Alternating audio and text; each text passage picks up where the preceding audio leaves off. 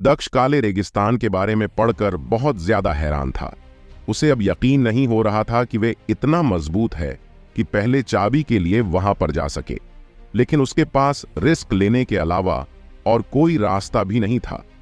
वे अपने कमरे में रहकर कितने टाइम तक इंतजार कर सकता था? अगर वहां पर है इतने ही खतरनाक बीस्ट है तो वहां पर मेरे लेवल 5 तक के सभी पॉइंट्स पूरे जरूर हो जाएंगे, दक्ष सोचता है। लेकिन दक्ष इस मिशन पर अपने साथ किसी को भी लेकर नहीं जाने वाला था, क्योंकि वे किसी को भी इतने बड़े खतरे में नहीं डाल सकता था। अगर वे किसी को बताया कि वे कहां पर जा रहा है तो शायद उसे कोई वहां पर जाने ही नहीं देगा। इसलिए दक्ष सबको यही बताने वाला था कि वे आश्रम के आसपास ही शिकार करेगा। लेकिन दक्ष इतनी जल्दी वहां पर नहीं जा सकता था, क्योंकि अभी अभी मास्टर ने उसे सिखाना के लिए हाँ की है, और वे भी से ही चला जाएगा तो शायद मास्टर से नहीं सीख पाएंगे। इसलिए दक्ष फैसला करता है कि वे कुछ समय तक मास्टर से सीखेगा और फिर उसके बाद मास्टर को बात कर चला जाएगा, ताकि मास्टर उसका इंतजार ना करें। ये सोचकर दक्ष आराम करने लगता है, क्योंकि अगले दिन उसे मास्टर के पास भी जाना था ताकि वे उसे सिखा सके। इसलिए दक्ष जल्दी सो जाता है। अगले दिन दक्ष इस समय पर वीआर गेम के अंदर चला जाता है जिसमें को मास्टर ने सिलेक्ट किया था। दक्ष देखा है कि मास्टर गेम के अंदर है, इसलिए दक्ष उन्हें रिक्वेस्ट सेंड कर देता है और मास्टर से उठा लेते हैं। तो तुम तैयार हो गया ये सब सीखने के लिए? मास्टर दक्ष से पूछते हैं। हाँ, मैं इसके लिए तैयार हूं, आप शुरू कर सकते हैं, दक्ष कहता है। दक्ष की बात सुनकर मास्टर उसे कहते हैं, ध्यान से देखो और सीखो।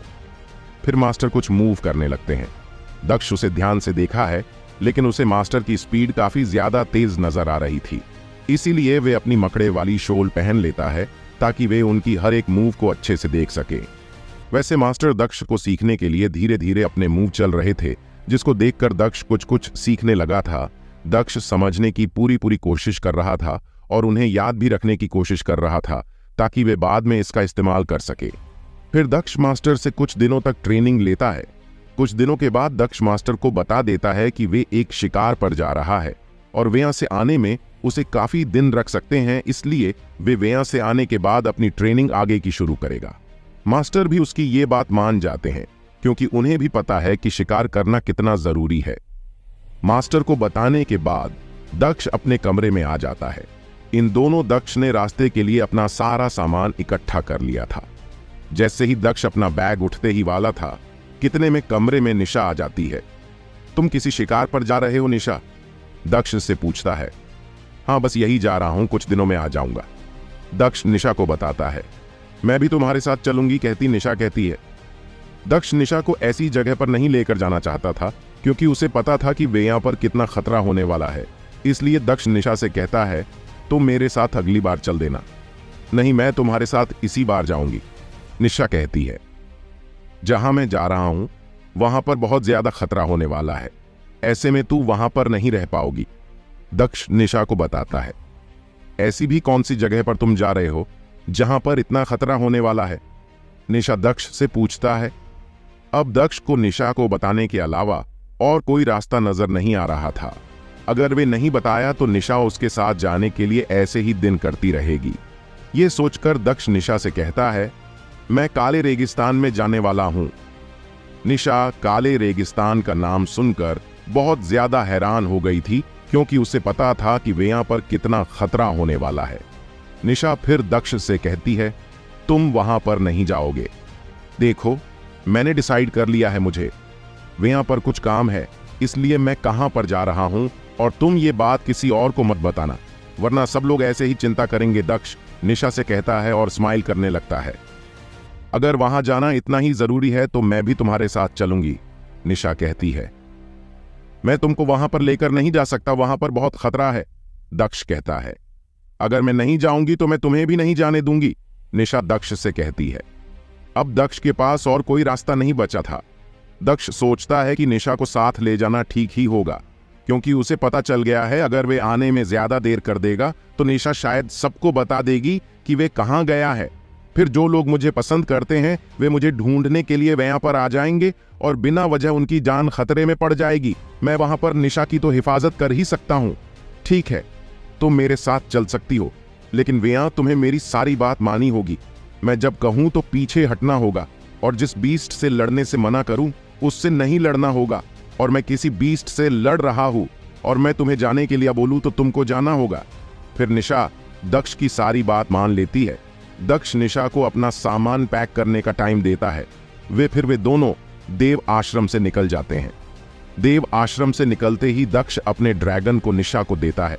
निशा को देने से पहले दक्ष अपने ड्रैगन से कहता है, कुछ भी हो जाए तुम्हें इसकी हिफाजत करनी होगी। ड्रैगन हाँ, मैं सर हिलाता है और निशा के कंधों पर जाकर बैठ जाता है। निशा ड्रैगन को अपने कंधों पर बिठाकर बहुत ज्यादा खुश नजर आ रही थी, लेकिन उसे यह पता नहीं था कि ड्रैगन कितना पावरफुल है और वो क्या क्या कर सकता है। फिर वे दोनों चलने लगते हैं। कुछ दूर जाने के बाद ही उनके सामने एक बीस्ट आ जाता है जो देखने में एक कॉकरोच के जैसा नजर आ रहा था, लेकिन इसका साइज 20 फीट का नजर आ रहा था। दक्ष बिल्कुल नहीं घबराता है, लेकिन निशा के चेहरे पर डर साफ देखा जा सकता था। दक्ष अपना कवच पहन लेता है। हालांकि दक्ष ने लेवल 2 का ही कवच पहना था, और अपनी तलवार उठा लीजिए। जैसे ही वे कॉकरोच हमेशा की तरफ जाने लगता है, दक्ष उसकी गर्दन के 2 टुकड़े पर देता है।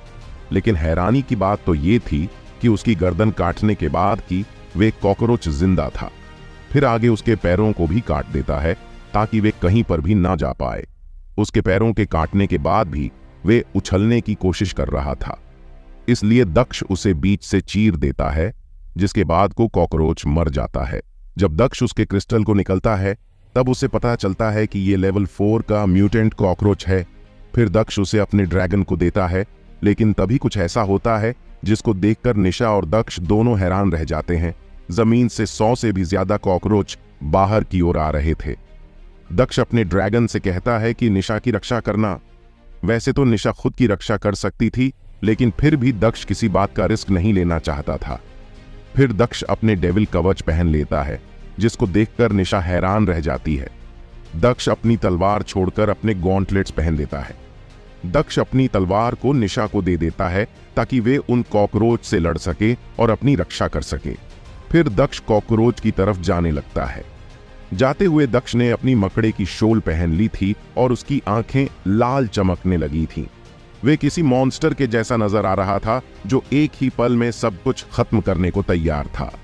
अपने गॉन्टलेट की मदद से बड़ी ही आसानी से उनको कटता जा रहा था, लेकिन वे इतने ज्यादा थे कि दक्ष एक साथ उन सभी को नहीं रोक सकता था, इसलिए कुछ निशा की तरफ जान लगते हैं।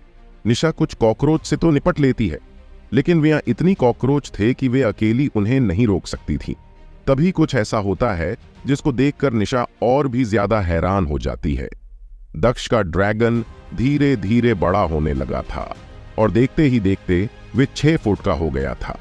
अपने पंखों को खोलने के बाद वे 10 फुट का नजर आ रहा था, जो देखने में काफी खतरनाक था। निशा की हैरानी इतने में ही नहीं रुकी। जब उसने देखा वो ड्रैगन अपने मुंह से उन कॉकरोच को जला रहा है, तब तो वे और ज्यादा हैरान हो गई। लेकिन इस वक्त वे दक्ष से इस बारे में कुछ नहीं पूछ सकती थी।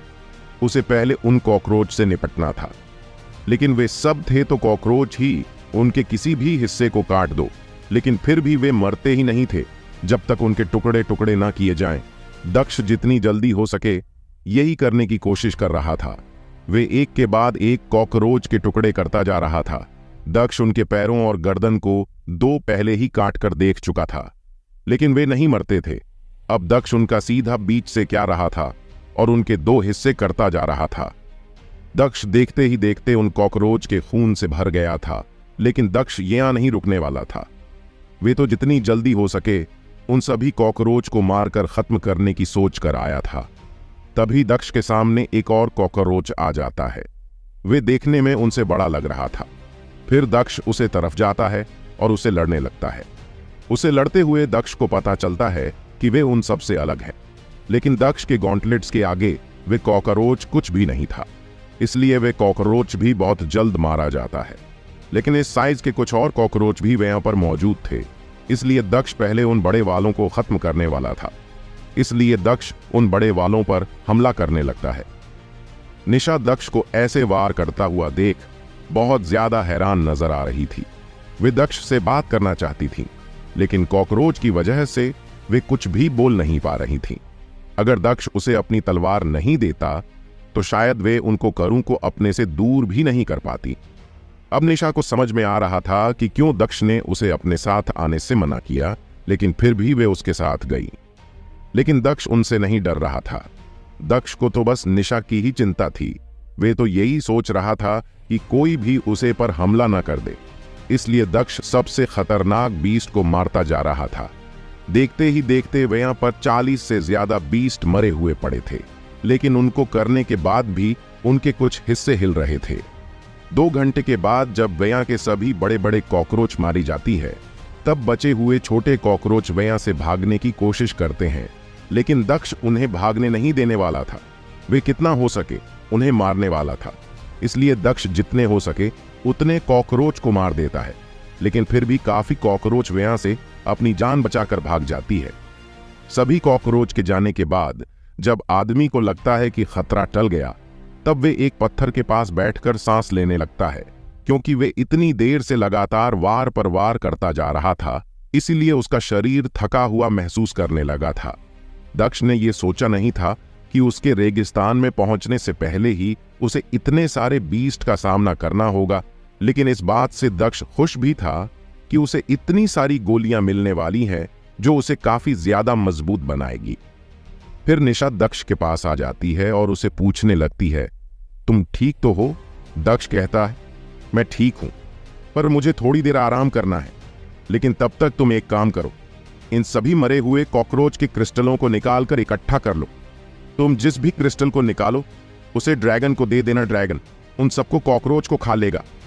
दक्ष सोच रहा था कि एक बार अगर वे इन सारे कॉकरोच को खा ले तो जरूर उसके साइज में काफी बढ़त आएगी और वे और भी ज्यादा मजबूत हो जाएगा, जो रास्ते में उसकी काफी मदद करेगा। निशा दक्ष से पूछने वाली थी, लेकिन पहले वे यहां से निकलने की सोच देती है। वे रास्ते में दक्ष से पूछ लेगी।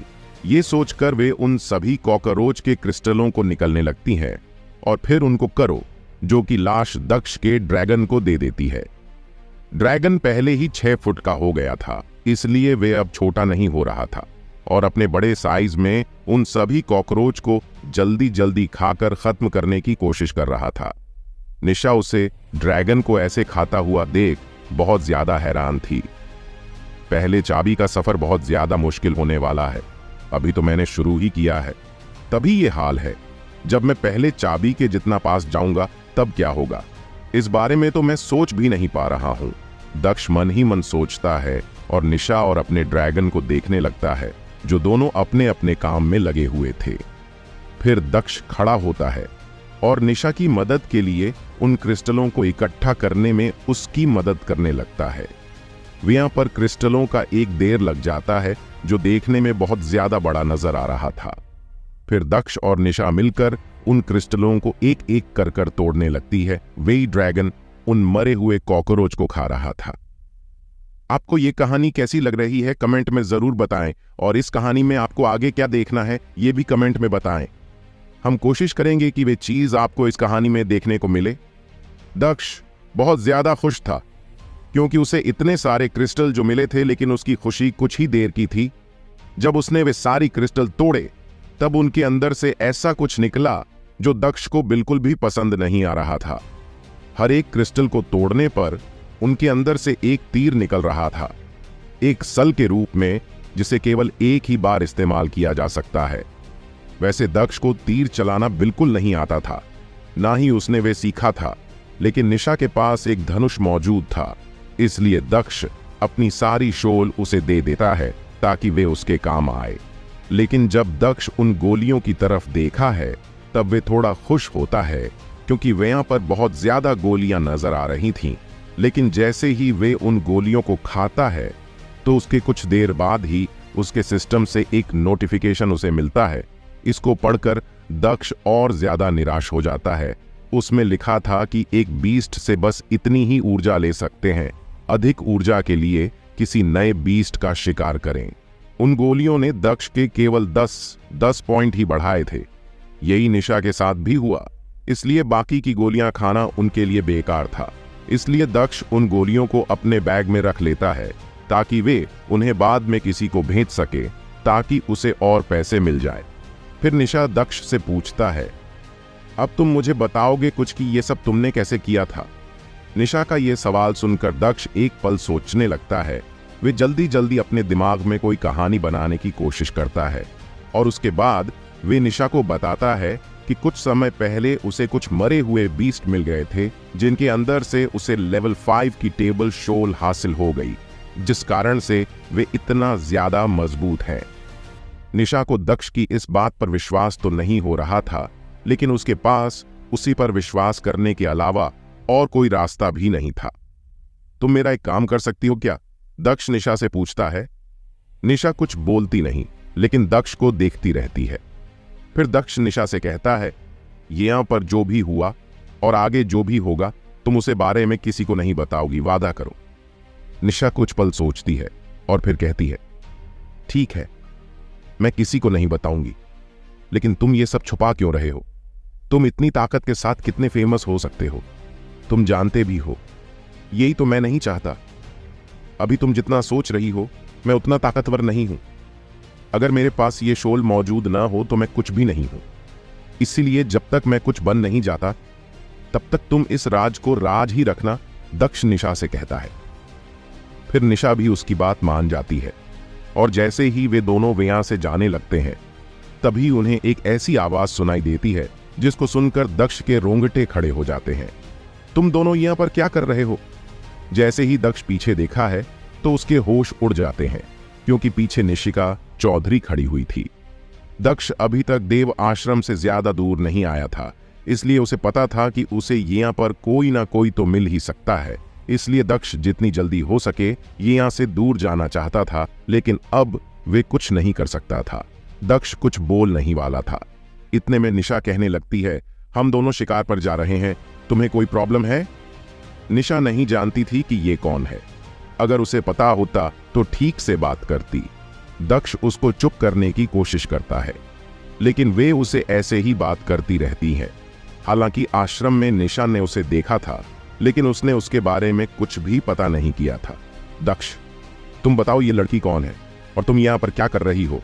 तुम्हें अकेले शिकार पर जाने से मना किया हुआ है, फिर तुम यहाँ पर क्यों आए? निशिका कहती है। निशा ये है निशिका और निशिका ये है निशा। ये मेरी दोस्त है और ये मेरी बॉस और मेरी दोस्त दक्ष। उन दोनों को एक दूसरे से मिलना है। दक्ष के मुंह से ये सुनकर कि निशिका उसकी बस है, वे अब ठीक से उसे बात करने लगती है। वैसे तुम शिकार पर किस ओर जा रहे हो? निशिका पूछता है। हम कल रेगिस्तान के आसपास ही शिकार करने जा रहे हैं, निशा कहती है और दक्ष अपनी आंखें कसकर बंद कर लेता है, मानो निशा कुछ गलत बोल दिया हो। तुम पागल हो गए हो? अभी तो तुम ठीक हुए हो और अभी से तुम वहां पर जाने की सोच रहे हो। तुम्हें पता भी है वहां पर कितना खतरा हो सकता है, और वे भी तुम इस लड़की के साथ जा रहे हो। तुम्हें क्या लगता है ये तुम्हारी रक्षा कर सकती है? निशिका चौधरी दक्ष से कहती है। मैं क्यों नहीं कर सकती? तुमने कौन सा मुझे कमजोर लगा रखा है? तुम बस दक्ष की होगी, मेरी नहीं।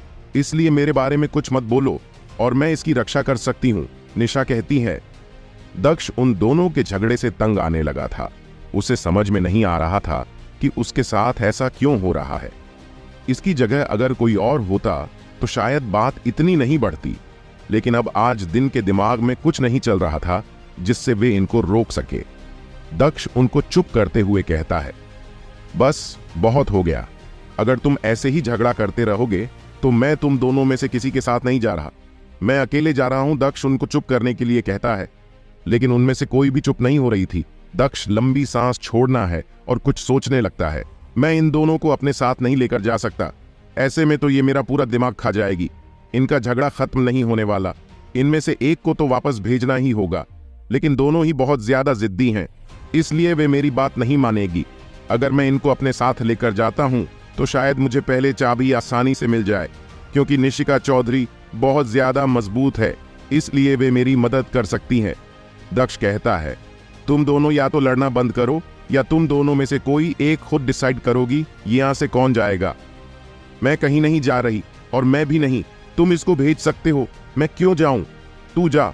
मैं पहले आई थी, मैं इसकी बॉस हूं और मुझे इसकी रक्षा की जिम्मेदारी लेनी होगी। ऐसे ही तुम्हारे भरोसे नहीं छोड़ सकती मैं इसको, वे दोनों एक दूसरे से कहती हैं। दक्ष एक पत्थर के पास बैठ जाता है और उन दोनों लड़कियों को आपस में उसके लिए लड़ता हुआ देख हैरान रह जाता है, क्योंकि उसने कभी सपने में भी नहीं सोचा था कि कभी उसके साथ ऐसा कुछ भी होगा।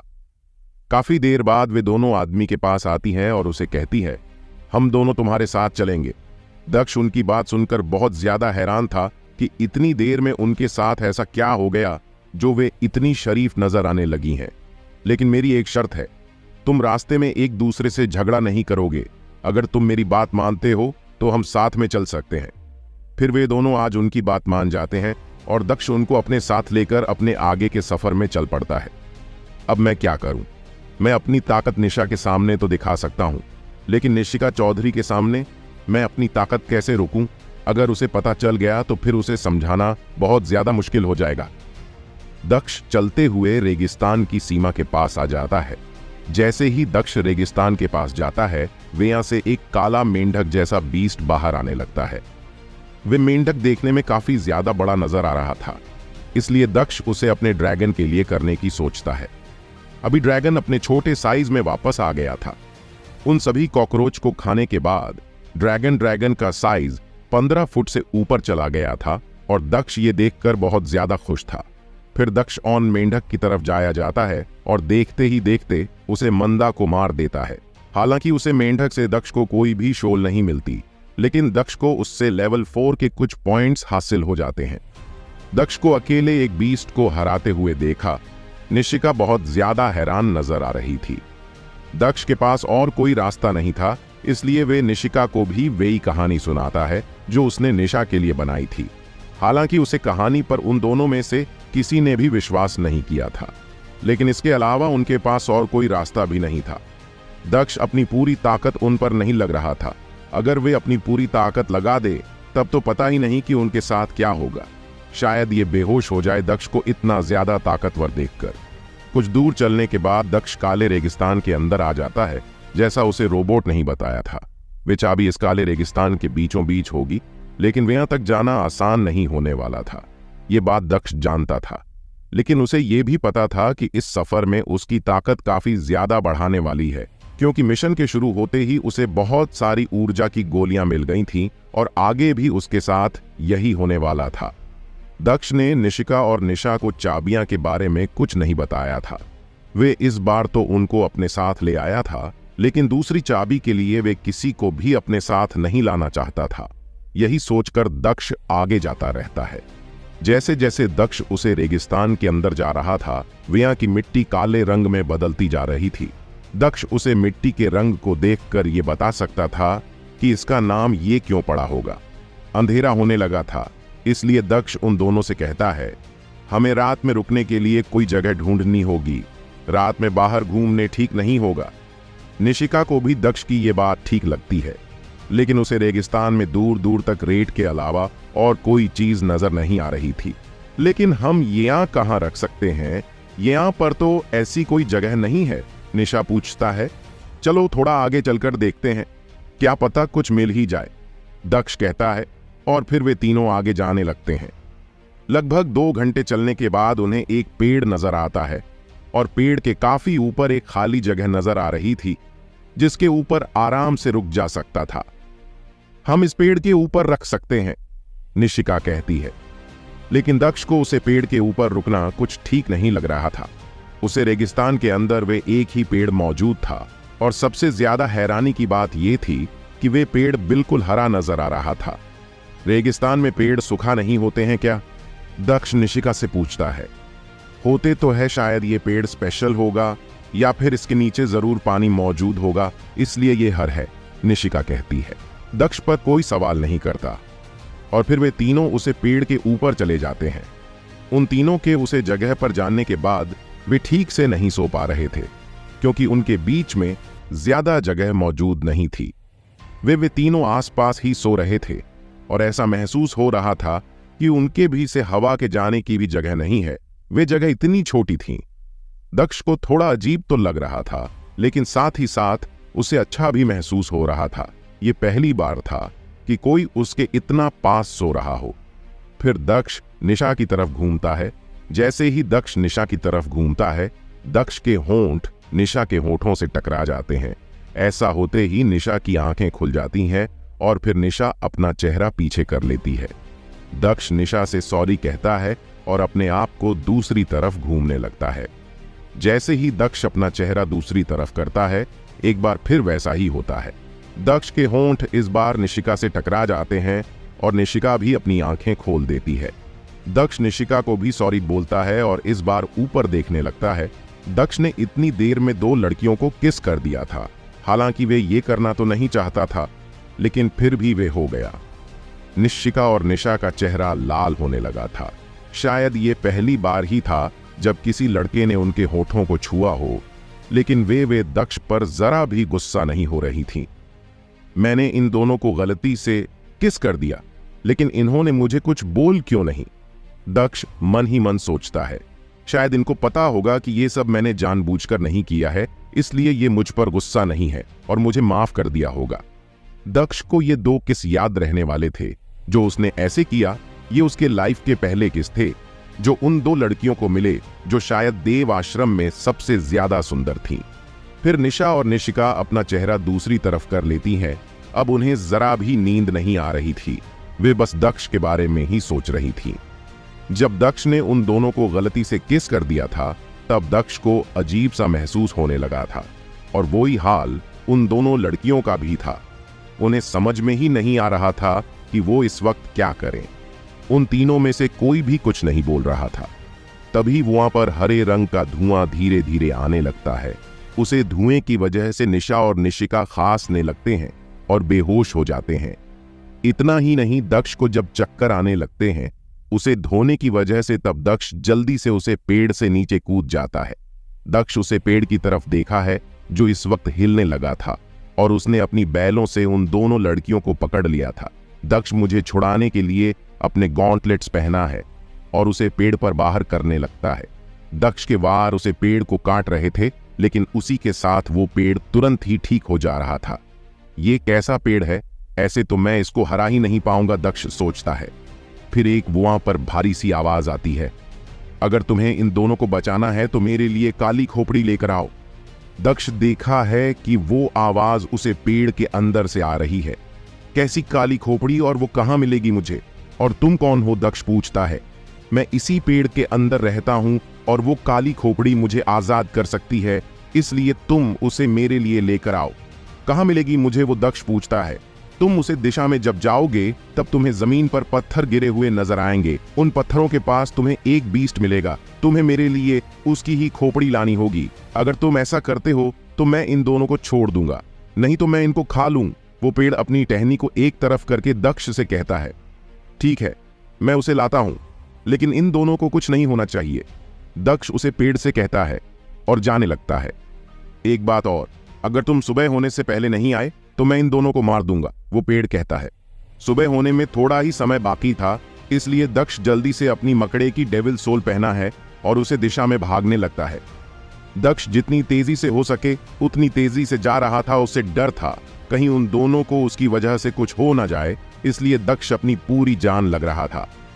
फिर दक्ष को जमीन पर कुछ पत्थर गिरे हुए नजर आने लगते हैं। वो पत्थर देखने में बिल्कुल काले थे। दक्ष को पत्थर तो मिल गए थे, लेकिन उसे उसके पास कोई भी बीस्ट नजर नहीं आ रहा था। आगे उन पत्थरों के आसपास काफी देर देखता है, लेकिन उसे फिर भी वहां कोई भी नजर नहीं आता। दक्ष को गुस्सा देता है, कहीं उसे पेड़ में मुझे बेवकूफ तो नहीं बना दिया और उसने मुझे यहाँ पर भेजकर खुद उन दोनों को खाने का प्लान कर लिया होगा। मैं उसे पेड़ को जड़ से उखाड़ दूंगा, दक्ष कहता है। जैसे ही दक्ष वहां से जाने के लिए मुड़ता है, तभी उसे एक खौफनाक आवाज आती है। फिर दक्ष को ऐसा महसूस होता है कि कोई उसकी तरफ चल कर आ रहा है।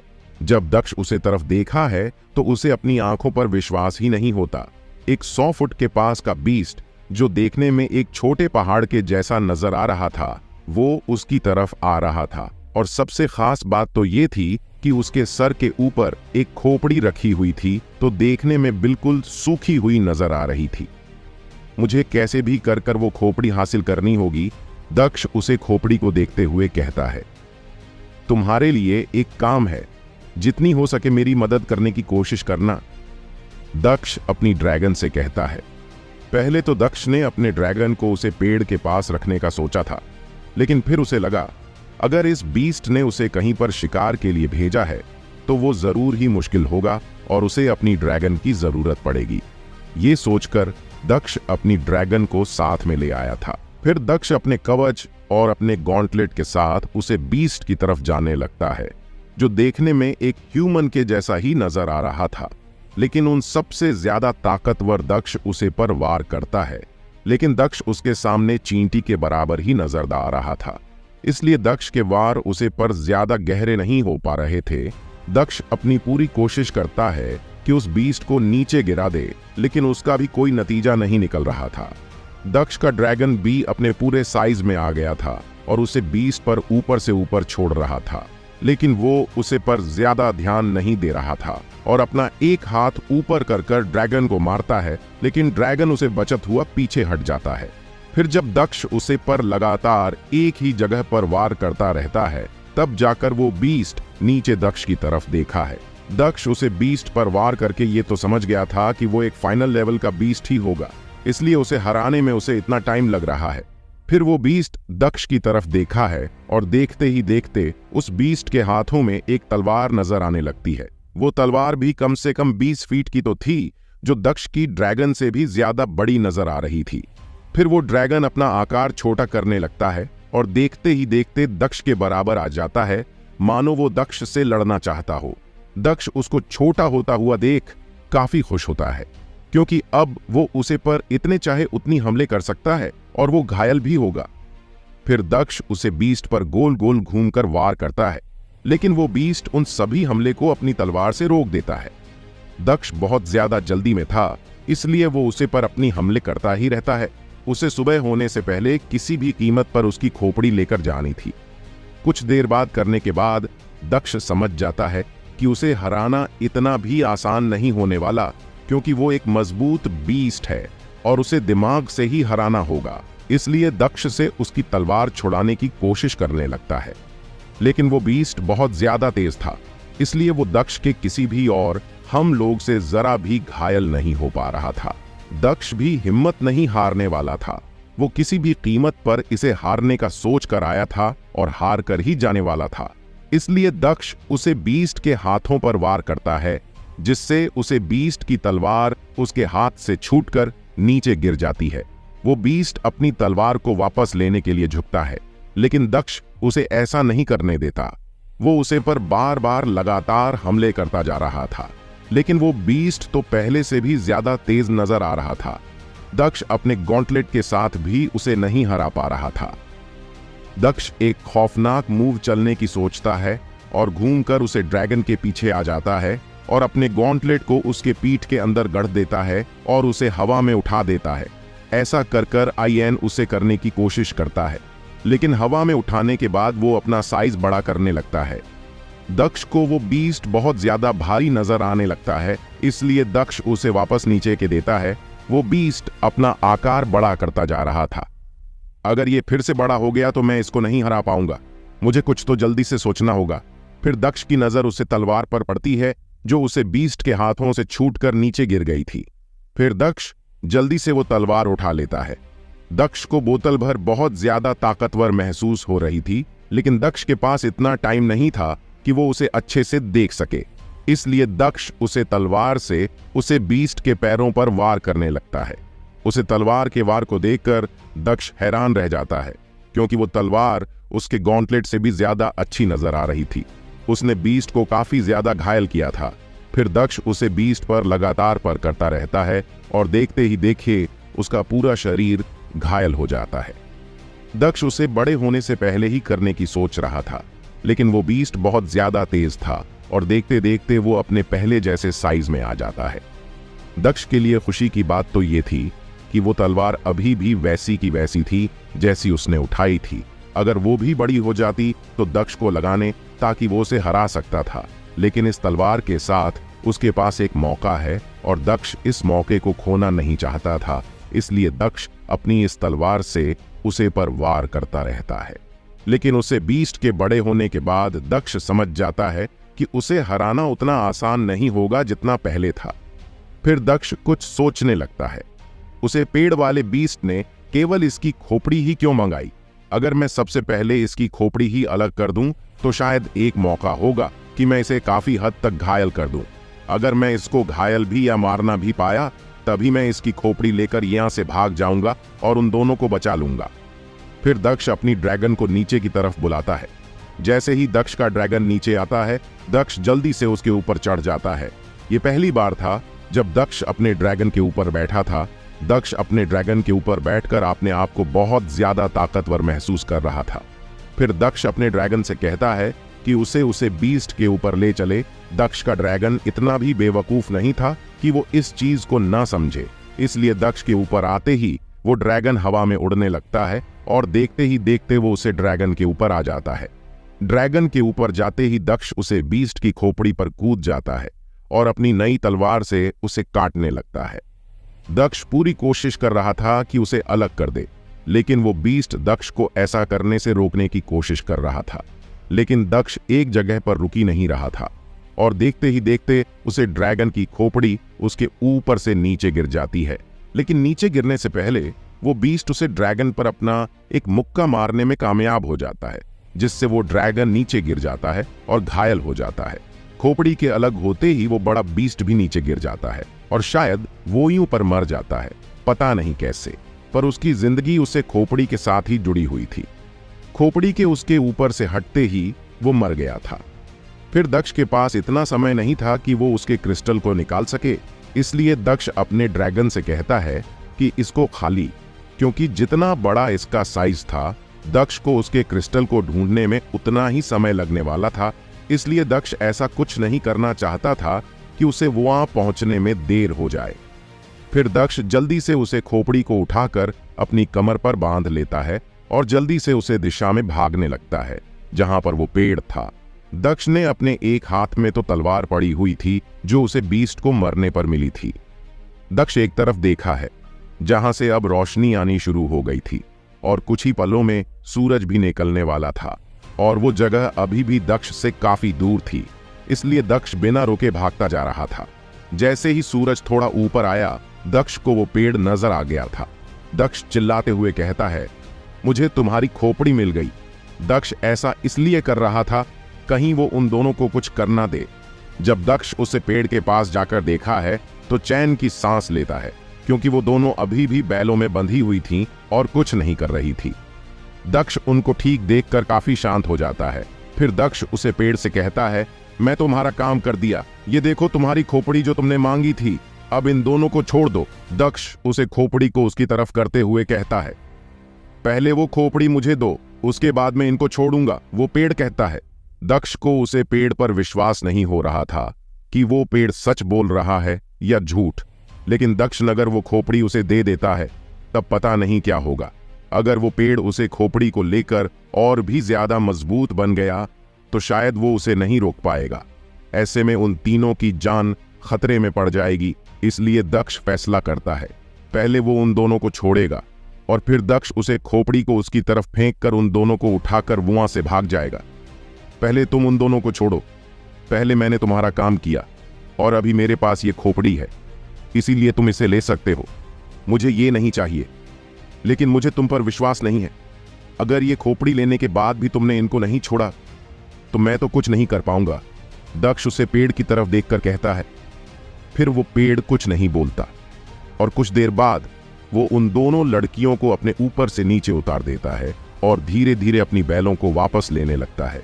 दक्ष उन दोनों लड़कियों को उसे बीस्ट से दूर होता हुआ देख काफी खुश होता है और उनको उससे दूर करने के लिए उसके पास जाने लगता है।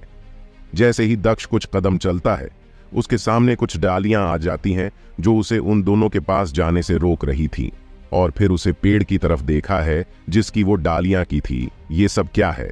इनको हटाओ, दक्ष पेड़ से कहता है, लेकिन वो पेड़ उन्हें वापस नहीं लेता।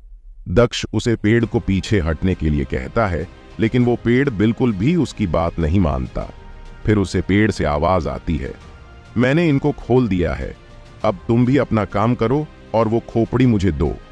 दक्ष कुछ सोच ही रहा था, इतने में उन दोनों लड़कियों को होश आ जाता है और फिर वो दक्ष को देखने लगती है। ये सब क्या हो रहा है? दक्ष निशिका दक्ष से पूछता है। ये सब मैं तुम्हें बाद में बताऊंगा। अभी पहले मुझे इसको देखना है, दक्ष कहता है और एक लंबी सांस लेकर वो खोपड़ी उससे पेड़ की तरफ फेंक देता है। वो खोपड़ी फेंकते ही वो टहनियां पीछे हो जाती हैं और उसे खोपड़ी को पकड़ लेती है। फिर वो टहनियां उसे खोपड़ी को उठाकर पेड़ के अंदर ले जाती है और वो खोपड़ी वहां पर नजर नहीं आ रही थी। दक्ष को समझ में नहीं आ रहा था कि आखिर उसे पेड़ में वो खोपड़ी ली तो ली क्यों। अभी दक्ष के पास इन सभी बातों पर गौर करने का बिल्कुल भी समय नहीं था, इसलिए वो जल्दी से उन दोनों लड़कियों के पास जाता है और बिना उन्हें कुछ कहे उनके हाथ पकड़कर वहां से भागने लगता है। भागते हुए वो दोनों लड़कियां दक्ष से बार बार पूछ रही थीं, लेकिन दक्ष उन्हें जितना दूर हो सके उतना दूर लेकर जाना चाहता था। वहीं दूसरी तरफ वो पेड़ के अंदर से एक रोशनी निकलने लगी थी जो उसे काले रेगिस्तान में साफ नजर आ रही थी। दक्ष को ऐसा महसूस हो रहा था कि उसने कुछ गलत कर दिया है। उसको वो खोपड़ी नहीं देनी चाहिए थी। वो एक फाइनल लेवल बीस्ट की खोपड़ी थी और शायद ये पेड़ भी एक फाइनल लेवल बीस्ट की है। अगर वो खोपड़ी ज्यादा ही काम की हुई और ये पेड़ पहले से भी कई गुना ज्यादा ताकतवर हो गया, तब दक्ष को समझ में नहीं आ रहा था कि इससे कैसे हार पाएगा वो। दक्ष उन दोनों को लेकर काफी दूर आ गया था, लेकिन वहां से भी उसे पेड़ से निकलने वाली चमक साफ नजर आ रही थी। अब तुम कुछ बताओगे कि हमें यहां पर क्यों लेकर आए और वो पेड़ तुमसे बात क्यों कर रहा था? निशिका पूछता है। तुम्हें नजर नहीं आ रहा? वो कोई आम पेड़ नहीं था, वो एक बीस्ट था जिसे तुम दोनों को पकड़ लिया था और तुम दोनों के बदले मुझे वो खोपड़ी देनी पड़ी, जिसकी वजह से शायद अब और भी ज्यादा मजबूत बनता जा रहा है। उसके अपने आप को मजबूत बनाने से पहले हमें यहां से और दूर जाना होगा। दक्ष की ये बात सुनकर वो दोनों लड़कियां उसे पेड़ की तरफ देखने लगती हैं। अब तो वहां से चमक के साथ साथ गहरी आवाज भी आने लगी थी जो उसे पूरे रेगिस्तान में गूंज रही थी। दक्ष अपने कानों पर हाथ रखता है और फिर वहां से भगाने के लिए कहता है। उन दोनों लड़कियों ने भी अपने कानों को अपने हाथों से ढक रखा था और वो भी थी दक्ष के साथ वहां से दूर जाने की कोशिश कर रही थी। वो दोनों लड़कियां कुछ दूर भागकर हाँफने लगती हैं। बस मुझे और नहीं भाग जाएगा, निशा कहती है। फिर दक्ष निशिका की तरफ देखा है जो अभी भी कुछ तरह तक ठीक नजर आ रही थी। क्या तुम भाग सकती हो? दक्ष निशिका से पूछता है। हाँ, लेकिन मैं ज्यादा दूर तक नहीं जा पाऊंगी, निशिका दक्ष से कहती है। कोई बात नहीं, जितना दूर हो सके हमें जाना होगा, दक्ष कहता है और निशा को अपनी बाहों में उठा लेता है। जब दक्ष निशा को उठना है तो निशिका दक्ष को ऐसे देखने लगती है जिसने उसने अब अभी अभी कोई क्राइम कर दिया हो। तुमने इसको क्यों उठाया है? ये तो खुद की रक्षा खुद करने वाली थी ना, इसलिए इसको यहीं पर छोड़ दो और तुम चलो मेरे साथ, यहां से निशिका कहती है। तुम दोनों के पास और कोई काम नहीं है क्या? अभी चलो यहां से आगे, तुम्हें मैं पूरा वक्त दूंगा। आपस में जितना लड़ना हो लड़ देना, दक्ष कहता है और वहां से भाग नहीं लगता है। निशा दक्ष की बाहों में ही थी और वहां से वो निशिका को देख रही थी। ऐसा लग रहा था कि निशिका को जलन हो रही है, लेकिन वो कुछ कह नहीं रही थी और अपने मुंह पर गुस्सा लिए दक्ष के पीछे पीछे भागने लगती है। दक्ष, तुम्हारा ड्रैगन कहां पर है? निशा पूछता है। दक्ष निशा की तरफ नहीं देखा और कहता है, वो जहां भी है ठीक है, तुम उसकी चिंता मत करो, अभी तुम खुद की चिंता करो, मैं तुम्हें उठाकर ज्यादा देर नहीं भाग पाऊंगा। दक्ष को पसीने आने शुरू हो गए थे। वो काफी ज्यादा थक गया था। पहले उसने उससे बीस्ट से लड़ाई की और फिर वहां से यहां से वाहन भागकर पहले ही काफी ज्यादा थक गया था और अब उसे निशा को भी उठकर भागना पड़ रहा था, इसलिए दक्ष की हालत बहुत ज्यादा बुरी होती जा रही थी। दक्ष भागते हुए जोर जोर से सांस ले रहा था। दक्ष पीछे की तरफ देखा है जहां उसे अभी भी हल्की हल्की रोशनी नजर आ रही थी। फिर दक्ष एक छोटे से टीले के पास आ जाता है। बस इतना दूर काफी होगा, दक्ष कहता है और निशा को नीचे रख देता है और खुद भी रेत के ऊपर गिर जाता है। दक्ष को गिरता हुआ देख निशिका उसे तुरंत पकड़ लेती है। तुम ठीक तो हो दक्ष? निशिका पूछता है। निशा भी दक्ष के पास आ गई थी और वो भी उसके सर पर हाथ रखकर उसे यही पूछता है कि तुम ठीक तो हो? ये तुम्हारी वजह से ही इतना थक है। अगर तुम खुद से भाग सकती तो इसे तुम्हें उठना नहीं पड़ता और ये इतना ज्यादा नहीं सकता, निशिका निशा से कहती है। निशिका की आवाज में गुस्सा साफ नजर आ रहा था। ये मेरी गलती नहीं है, अगर तुम उसे पेड़ पर रहने का नहीं बोलते तो ऐसा कुछ नहीं होता। दक्ष ने पहले ही कहा था कि उसे वो पेड़ ठीक नहीं लग रहा है। लेकिन फिर भी तुमने कहा कि वो एक पेड़ ही है, इससे ज्यादा क्या होगा? अब देखो, उसे पेड़ की वजह से हम मरते मरते बचे हैं, और अब जो दक्ष की ये हालत है वो तुम्हारी वजह से है। निशा अपनी आवाज में गुस्सा लाते हुए निशिका से कहती है, बस करो यार, 2 मिनट चैन की सांस तो लेने दो। दक्ष उन दोनों को चुप करते हुए कहता है। दक्ष की बात सुनकर वो दोनों चुप तो हो जाती है, लेकिन फिर भी एक दूसरे को गुस्से से देखने लगती है, मानो आंखों आंखों से एक दूसरे को गालियां दे रही हों। दक्ष खुद की किस्मत को कोस रहा था कि क्यों उसने उन दोनों को अपने साथ आने दिया। इससे अच्छा तो वो अकेला ही आ जाता। ऐसे में उसे किसी बात की चिंता तो नहीं होती, और ना ही उसे उन दोनों का गुस्सा झेलना पड़ता। तुम कुछ देर आराम कर लो, यहां आसपास मैं देखती हूं, निशिका कहती है और खड़ी होकर इधर उधर देखने लगती है। ये क्या देखेगी, मैं देखती हूं, तुम चिंता मत करो और आराम से लेते रहो, निशा कहती है, और वो भी खड़ी हो जाती है। फिर निशिका की नजर दक्ष की तलवार पर पड़ती है। निशिका उससे तलवार के पास जाती है और उसे उठा लेती है। उठाने के बाद वो उस तलवार को देखने लगती है। फिलहाल दक्ष के पास और कोई तलवार नहीं थी, क्योंकि उसने अपनी तलवार जहरीली नागिन को कुछ देर के लिए निशा को दिया था, ताकि वो अपनी रक्षा कर सके। अगर ऐसे में निशिका दक्ष की ये तलवार ले लेती है तो दक्ष के पास अपने गॉन्टलेट के अलावा और कोई मजबूत हथियार नहीं होंगे। हालांकि उसे बीस्ट से लड़ते वक्त दक्ष के गॉन्टलेट्स काफी ज्यादा कमजोर हो गए थे, क्योंकि दक्ष बार बार उसे बीस्ट पर हमला कर रहा था, और वो बीस्ट अपनी इस मजबूत तलवार से दक्ष के हमले रोक रहा था। उसे तलवार से बार बार गॉन्टलेट्स को टकराने की वजह से गॉन्टलेट में दरारें आ गई थीं, इसलिए दक्ष उसे ठीक होने का समय दे रहा था। दक्ष की वो गॉन्टलेट्स एक खास हथियार थे। ऐसे में वो अब उसे बीस्ट को हराने में क्या काम साबित हो रहे थे। ऐसे में अगर ये तलवार उसके साथ रहेगी तब शायद वो कुछ कर पाए। वैसे दक्ष, ये तलवार तुम्हें कहां से मिली? निशिका उसे तलवार को घुमाते हुए पूछता है। जिस बीस्ट से मैं वो खोपड़ी लेकर आया था, ये तलवार उसी के पास थी, और मुझे नहीं पता कि ये तलवार क्या है और कितनी ज्यादा मजबूत हो सकती है, क्योंकि इसी तलवार से मैंने उससे बीस्ट को हराया था। मुझे इस तलवार की रियल पावर नहीं पता, और ये कोई शोल भी नहीं है जिसे अपने सिस्टम में रखा जा सके। दक्ष फिर निशिका को बताता है। दक्ष की बात सुनकर निशिका उसे तलवार को और अच्छे से देखने लगती है। दक्ष आराम कर ही रहा होता है, इतने में वहां पर आवाज आनी शुरू हो जाती है और रेत हवा में उड़ने लगती है, मानो वहां पर कोई तूफान आने वाला हो। लगता है यहां पर आना ठीक नहीं था, निशा कहती है। तुम्हें तो लगेगा ही, तुम कमजोर जो हो, निशिका उससे कहती है। दक्ष उन दोनों लड़कियों की जेलर से काफी ज्यादा तंग आ गया था। वो बार बार एक दूसरे को नीचा दिखाने की कोशिश कर रही थी। दक्ष को समझ में नहीं आ रहा था कि वो क्या करें जिससे ये आपस में ना लड़े। दक्ष को सांस लेने का पूरा मौका भी नहीं मिला था। इतने में उसे अपनी तरफ एक ऐसी चीज आती हुई नजर आती है जिसको देखकर दक्ष की हालत खराब होने लगती है। दक्ष के साथ साथ निशा और निशिका की भी वही हालत थी, बल्कि निशा तो उसको देखकर कांपने तक लगी थी। निशिका ने दक्ष की तलवार को ऊपर उठा लिया था, वही दक्ष नीचे बैठा बैठा उसको अपनी तरफ आता हुआ देख रहा था। वो चीज उनकी तरफ इतनी तेजी से आ रही थी कि वो चाहकर भी वहां से नहीं भाग सकते थे। वो चीज और कोई नहीं बल्कि वो पेड़ ही था, जो अब पूरी तरह से बदल गया था। उसके अंदर से एक अजीब सी रोशनी निकल रही थी। वो पेड़ उन तीनों के पास आकर रुक जाता है और उनकी तरफ देखने लगता है।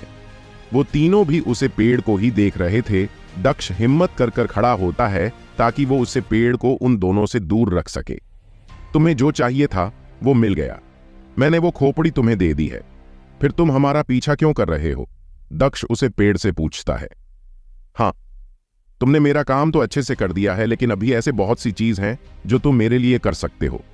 मैंने जितना सोचा था तुम उससे ज्यादा मजबूत हो, इसलिए अब तुम मेरे लिए वो सारे सामान लेकर आओगे जो मुझे चाहिए, और उसके बाद मैं इस पूरे ग्रहों का सबसे ज्यादा मजबूत बीस्ट बनूंगा, जिसे कोई नहीं हरा पाएगा, कोई भी नहीं।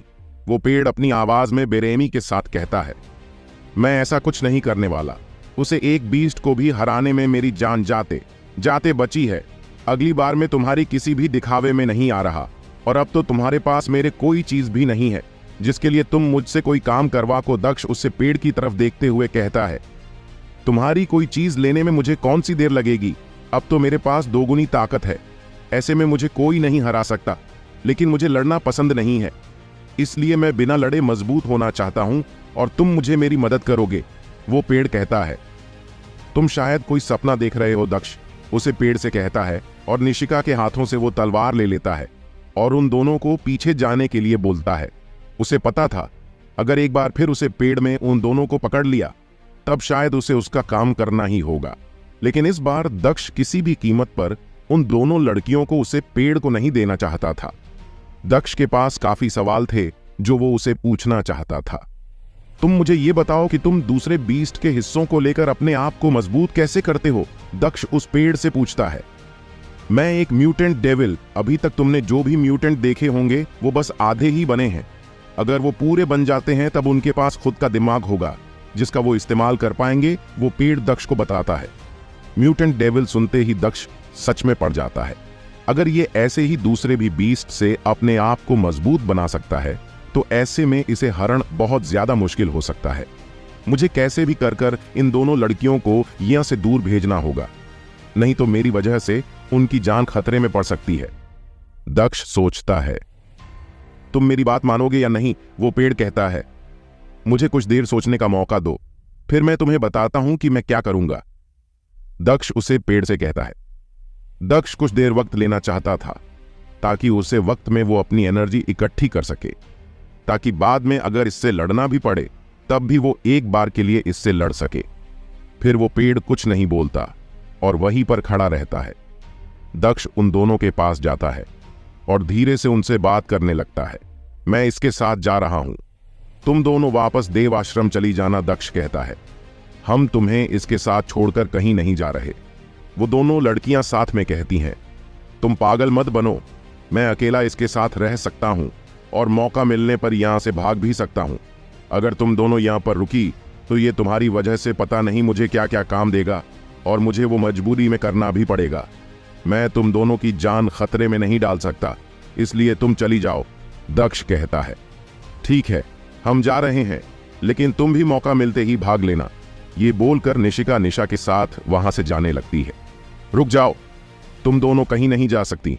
वो पेड़ कहता है, तुम्हें तो मुझे काम है ना, फिर इन्हें जाने दो, मैं तुम्हारे साथ चलने को तैयार हूं। दक्ष उसे पेड़ से कहता है, शायद तुमने मेरी बात ठीक से सुनी नहीं। मैंने कहा था मैं सबसे अलग हूं और मैं सोच समझ सकता हूं। अगर ये दोनों यहां से चली गई तो मौका मिलते ही तुम भी ये यहां से भाग जाओगे, इसलिए ये दोनों यहीं से कहीं नहीं जा सकती हैं। वो पेड़ कहता है। दोस्तों, आप अपनी राय कमेंट में जरूर देना और आपको इस कहानी में आगे क्या चाहिए ये भी जरूर बताएं। हम कोशिश करेंगे कि आपकी बात पूरी हो सके। उस पेड़ की बात सुनकर दक्ष को उसे पर गुस्सा तो आ रहा था, लेकिन वो कुछ कर नहीं सकता था क्योंकि वो पेड़ उससे बहुत ज्यादा ताकतवर था। दक्ष कुछ सोचने लगता है कि वो इसे कैसे बचे। तभी कुछ ऐसा होता है इसके बारे में न तो दक्ष ने सोचा था, ना ही उसे पेड़ में आसमान से एक काली परछाई नीचे की तरफ आती है और उसी के साथ वो पेड़ जलने लगता है। दक्ष उसे परछाई को देखकर बहुत ज्यादा खुश हो जाता है क्योंकि वो परछाई किसी और की नहीं, उसके ड्रैगन चैंपियन की थी जो अब 30 फुट से भी ज्यादा बड़ा हो गया है। दक्ष के पास यही मौका था, इसलिए वो निशा और निशिका का हाथ पकड़ता है और उसे ड्रैगन की तरफ लेकर जाने लगता है। हालांकि निशिका उसे ड्रैगन से थोड़ा डर रही थी क्योंकि उसे नहीं पता था कि ये वही ड्रैगन है जो दक्ष के पास था। फिर दक्ष उनको उसके पास लेकर जाता है और उस पर चढ़ने के लिए कहता है। निशा दक्ष की बात मानकर उसे पर तुरंत बैठ जाती है। ये सब क्या है? दक्ष निशिका पूछता है। वो सब मैं तुम्हें बाद में बताऊंगा, अभी हमें यहां से निकलना है, इसलिए जल्दी इसके ऊपर बैठो, दक्ष कहता है। फिर निशिका भी ड्रैगन के ऊपर बैठ जाती है। फिर दक्ष भी जल्दी से ड्रैगन के ऊपर जाता है और उसे उड़ाने के लिए बोलता है। फिर ड्रैगन अपने बड़े पंख खोलना है और एक ही पल में वो उन सबको हवा में ले जाता है। उस पेड़ को कुछ भी करने का मौका ही नहीं मिला था। हालांकि वो पेड़ उसे आग से ज्यादा जला नहीं था, लेकिन उससे इतना टाइम मिल गया था कि जितने समय में वे वहां से जा सके। शाबाश मेरी जान, दक्ष अपने ड्रैगन को किस करते हुए कहता है। निशा और निशिका भी दक्ष को हैरानी से देख रहे थे। ड्रैगन इतना ऊपर आ गया था कि अब वो पेड़ कोशिश भी करे तब भी उन तक नहीं पहुंच सकता था।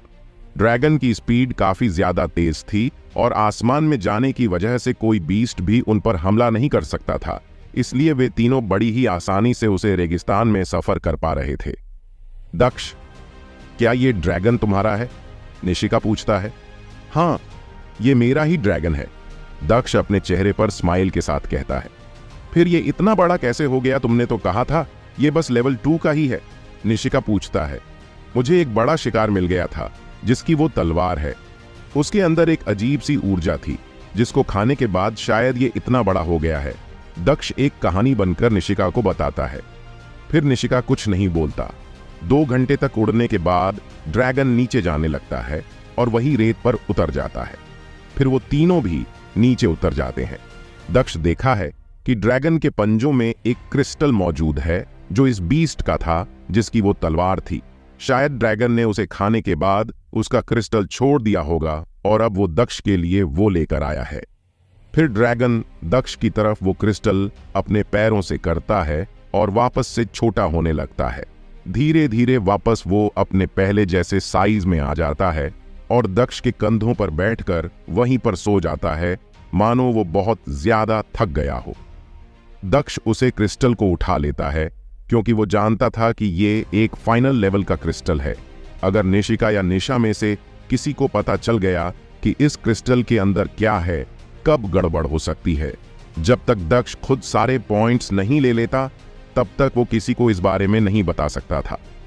ड्रैगन को अपने कंधे पर सुलाने के बाद दक्ष उसे क्रिस्टल को लेकर वही रेत पर बैठ जाता है ताकि वो उसे क्रिस्टल को खोलकर देख सके। निशा और निशिका भी उसे ये सब करते हुए हैरानी से देख रहे थे, लेकिन वो उसे इस क्रिस्टल को नहीं मांग सकते थे। फिर दक्ष उस क्रिस्टल को अपने हाथों से तोड़ देता है। आपको एक फाइनल लेवल का डेविल मिला है, आपको इसकी शोल हासिल हुई है। दक्ष पहले वो शोल नहीं देखा है, वो पहले उन गोलियों को उठना है जो उसे क्रिस्टल के अंदर थी और बिना दोनों लड़कियों की तरफ देखें वो उन सारी गोलियों को खो जाता है। उसके अंदर दक्ष को 8 गोलियां मिली थीं जिससे उसकी फाइनल लेवल के पॉइंट्स 88 तक पहुंच गए थे। गोलियां खाने के बाद दक्ष अपनी शोल को देखने की सोचता है और फिर उसे बाहर बुलाता है। बाहर बुलाते ही जो उसके सामने आता है उसके बाद उसे खुद पर गुस्सा आने लगता है कि उसकी किस्मत इतनी खराब कैसे हो सकती है, क्योंकि जो उसके अंदर से आया था वो एक छोटा सा बेबी था जिसकी एक हाथ में छोटी सी तलवार मौजूद थी। फिर दक्ष जल्दी से उस बच्चे के बारे में अपने सिस्टम में देखा है और उसके बारे में पढ़ने लगता है। वो बच्चा एक पेट डेविल शोल थी। दक्ष के पास पहले ही एक पेट मौजूद था, उसका ड्रैगन, जिसे बड़ा करने में दक्ष को बहुत ज्यादा मुश्किल आ रही थी। अब उसके पास एक और हो गया और इनको समझ में नहीं आ रहा था कि उसके साथ ऐसा हो क्यों रहा है, लेकिन दक्ष इस बारे में कुछ कर भी नहीं सकता था। लेकिन इसका नाम डेविल क्यों है? ऐसा ये कर भी जा सकता है, शायद अभी नहीं। अगर ये एक बार बड़ा हो जाए तो शायद उसे जैसा बन सकता है और फिर तो ये बहुत ज्यादा ताकतवर हो सकता है। वो डेविल चाइल्ड देखने में बहुत ज्यादा क्यूट नजर आ रहा था। एक छोटे बच्चे के जैसे उसकी हरकतें भी थीं। वो अपनी तलवार से हवा को काटने की कोशिश कर रहा था, लेकिन उसकी छोटी तलवार बहुत ज्यादा धीरे घूम रही थी। दक्ष, ये क्या है? निशिका पूछता है। ये एक पेट डेविल शोल है, दक्ष मुस्कुराते हुए कहता है। ये किस लेवल की है? निशिका पूछता है। ये लेवल 5 की डेविल शोल है, दक्ष अपने डेविल चाइल्ड को देखते हुए कहता है। दक्ष उसे ये तो नहीं बता सकता था कि ये एक फाइनल लेवल का बच्चा है, इसलिए दक्ष उसे वही बताता है जो उसे सही लगता है। निशा उसे छोटे बच्चे को उठा लेती है। उसे लगा था कि दक्ष उसे अपने शोल में वापस नहीं भेज सकता है, क्योंकि उसने अपने ड्रैगन को आज तक अपने से दूर नहीं किया है। वो उसे हमेशा बाहर ही रखता है, तो ये भी लाजमी है कि वो इस बच्चे को भी बाहर ही रखेगा। वैसे तुम इसका नाम क्या रखने वाले हो? निशा उस बच्चे के साथ खेलते हुए पूछता है। मुझे इसका नाम तो समझ में नहीं आ रहा, इसलिए मैं इसे डेविल बुलाऊंगा, दक्ष उसे देखते हुए कहता है, क्योंकि दक्ष ने जब अपने सिस्टम में इसका नाम देखा था तो उसे वॉन डेविल नाम ही मिला था, इसलिए दक्ष इसे डेविल ही बोलना चाहता था। ये कैसा नाम है? निशा पूछता है। ये एक पेट डेविल शोल ही है, इसलिए इसका नाम कुछ भी हो, क्या फर्क पड़ता है? दक्ष स्माइल के साथ कहता है और उसे बच्चे को अपने शोल में वापस भेजने की कोशिश करता है। दक्ष के लिए खुशी की बात तो ये थी कि वो उसे अपने शोल में वापस भेज सकता था। जब आगे ने ऐसा किया तब निशा के हाथ से वो बच्चा एक रोशनी में बदलकर दक्ष के अंदर आ जाता है। दक्ष को डर था कहीं वो ड्रैगन के जैसा ना निकल जाए। अगर वो भी उसके शोल में नहीं जाता तब उसके लिए उन दोनों को एक साथ रखना बहुत ज्यादा मुश्किल हो जाता। हालांकि दक्ष का ड्रैगन छोटा हो सकता था और उसके कंधों पर बैठ सकता था, लेकिन वो छोटा बच्चा एक आम 1 साल के बच्चे जैसा था। वो अपने पैरों पर ठीक से खड़ा भी नहीं हो पा रहा था, इसलिए दक्ष को उसे अपने गोद में ही उठाकर रखना पड़ता।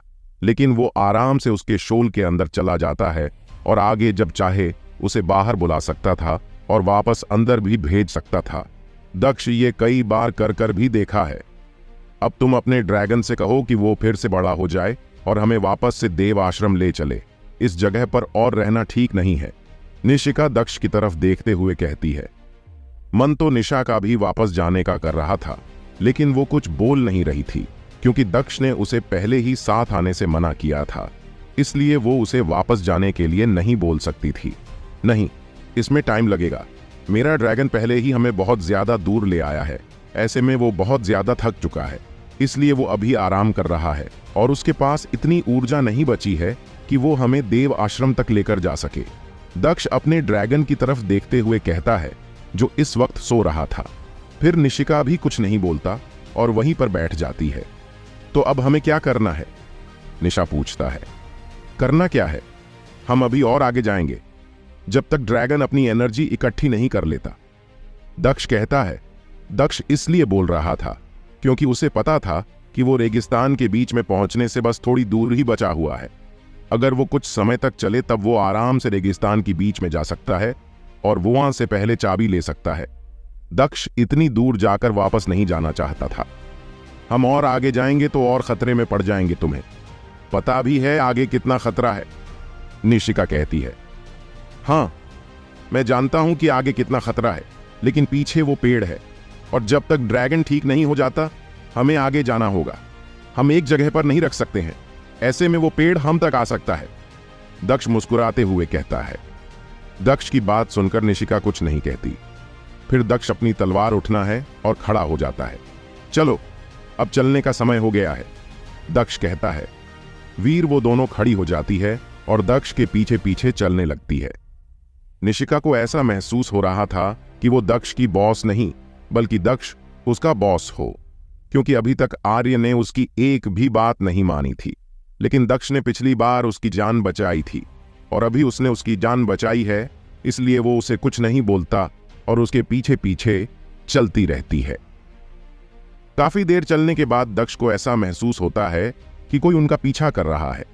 जब दक्ष पीछे देखा है तब उसे अपनी तरफ बिच्छू आते हुए नजर आते हैं। वो भी बिच्छू इतने थे कि दक्ष उनको गिन भी नहीं पा रहा था। दक्ष जानता था कि वो एक साथ उन सब से नहीं लड़ सकता है, उसे मदद की जरूरत होगी, लेकिन दक्ष का ड्रैगन अभी सो रहा था और वो नहीं उठने वाला था। ये बात दक्ष जानता था, इसलिए दक्ष अपनी तलवार उठना है और अपने कवच को पहन लेता है। दक्ष को ऐसा करते हुए देखा निशिका भी अपने कवच को पहनती है और अपनी तलवार निकाल लेती है। हालांकि वो दक्ष की तलवार जितनी मजबूत तो नहीं थी, लेकिन फिर भी वो एक लेवल 4 की म्यूटेंट तलवार थी। निशा दक्ष की तलवार नहीं निकलती है, वो एक धनुष निकाल लेती है। क्योंकि उसके पास उन कॉकरोच के बहुत सारे तीर मौजूद थे, वो उनका ही इस्तेमाल करने वाली थी, क्योंकि एक बार इस्तेमाल किए जाने वाले हथियार बहुत ज्यादा खतरनाक होते हैं। जब दक्ष देखा है कि निशिका के पास कौन सा हथियार है और निशा के पास कौन सा, फिर दक्ष निशा से कहता है, जो तलवार मैं तुम्हें दी थी वो तुम निशिका को दो। दक्ष की ये बात सुनकर निशा उसे हैरानी से देखने लगती है। उसका ऐसा करने का बिल्कुल भी मन नहीं था, लेकिन वो तलवार दक्ष की थी, इसलिए दक्ष वो तलवार जिसको देना चाहे दे सकता था। निशा निशिका को गुस्से से देखते हैं और उसके पास जाकर उसे वो तलवार दे देती है। पहले तो निशिका मन करने वाली थी क्योंकि उसके पास पहले ही एक तलवार थी, लेकिन जब उसने देखा कि वो एक लेवल 5 की डेविल तलवार है तब उससे कुछ कहा ही नहीं गया। वो बस हैरानी से दक्ष को ही देख रही थी। और कितने राज हैं जो तुमने अभी तक छुपा कर रखे हुए हैं, निशिका मन ही मन सोचती है। क्या तुम दोनों एक बड़ी लड़ाई के लिए तैयार हो? दक्ष उन दोनों से पूछता है। हालांकि उनके पास भगाने का मौका था, लेकिन रेत में भागना उनके लिए आसान नहीं होने वाला था। भागते हुए वो जल्दी उन बिच्छू का शिकार बन सकते थे, इसलिए दक्ष को लड़ना ही ठीक लगा। निशा, सोच क्या रही हो, तीर चलाना शुरू करो। फिर निशा एक तीर चलती है जो सीधा जाकर एक बिच्छू के कर के अंदर लगता है और वो बिच्छू वहीं पर मर जाता है। उसे बिच्छू को एक ही बार में मारता हुआ देख निशिका बहुत ज्यादा हैरान हो जाती है। तुमने कौन सा तीर चलाया है? दक्ष पूछता है। मैंने एक लेवल 4 म्यूटेंट तीर चलाया है, निशा मुस्कुराते हुए कहती है। तुम पहले ताकतवर तीर मत चलाओ, पहले तुम अपनी सबसे कमजोर दी खत्म करो। जब तुम्हें लगे कि किसी बीस्ट को उन तीनों से नहीं हरा सकती हो, तब बड़े हथियार चलाओ, ऐसे में तुम्हारे तीर बचेंगे। क्या पता वो बीस्ट लेवल 1 ही तीर से मर जाता, फिर भी तुमने उसके लिए एक कीमती हथियार खत्म कर दिया। दक्ष निशा को समझता है। निशा भी उसकी ये बात समझ जाती है और फिर छोटे छोटे तीर चलाने लगते हैं। हालांकि और छोटे तीर नॉर्मल तीर के जैसे ही नजर आ रहे थे, लेकिन फिर भी उनकी पावर काफी ज्यादा अच्छी थी। वैसे ये बिच्छू कितने होंगे? निशिका पूछता है। कुछ देर रुक जाओ, इन सबको करने के बाद गिन लेना। दक्ष निशिका की तरफ देखा है और मुस्कुराते हुए कहता है। दक्ष की ये बात सुनकर निशिका एक बार उसको देखते हैं और फिर उन अपनी तरफ आते हुए बिच्छू किसी को देखने लगती है जो देखने में बहुत ज्यादा बड़ी नजर आ रही थी, और वो सब रेत को हवा में उड़ते हुए एक तूफान के जैसे उनकी तरफ आ रहे थे।